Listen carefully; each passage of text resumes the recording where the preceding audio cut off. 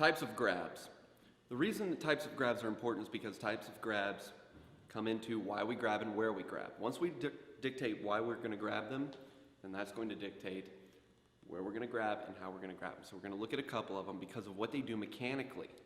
The mechanics is what's important about it. That's where we start to get our force, our work output, and our efficiency through these.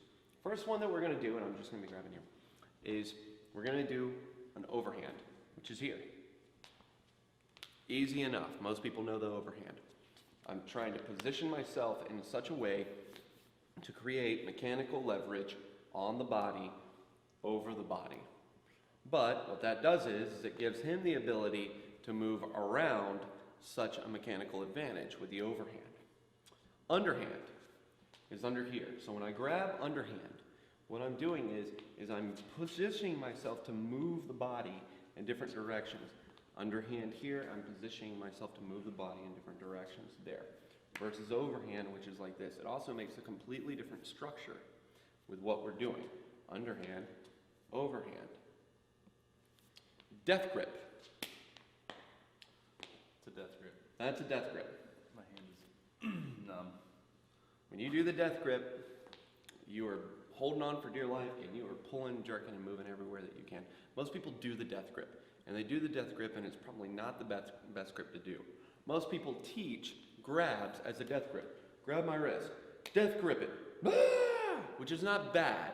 But in reality, people grab, but people move when they grab. So they're not constantly grabbing onto one spot. And it's a fallacy for you to teach your grabs and your releases from a complete death grip. You only want to do that in orders to say, this is mechanical efficiency, this is mechanical leverage.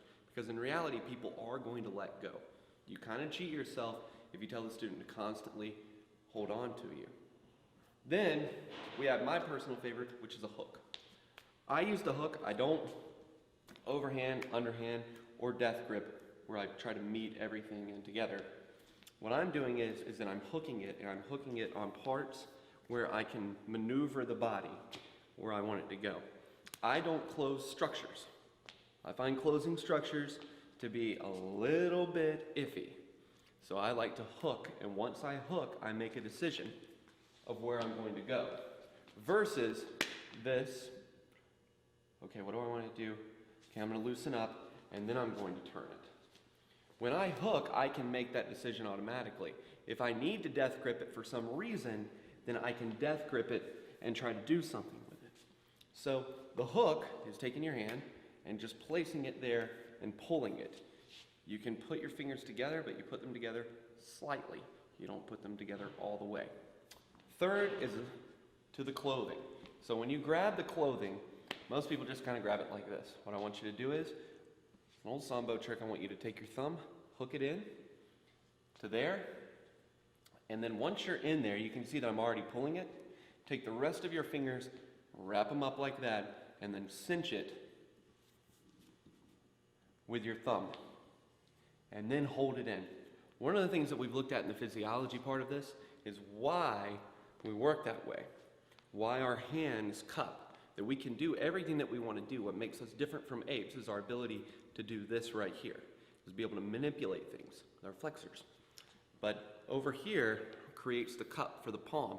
You take somebody and you cut this part of their hand off, they can't hold objects except with their fingers here.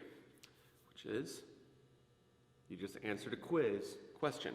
That nerve running up. So down here with our ulnar nerve, over here, it's guiding those fingers and moving them over so we have that palm.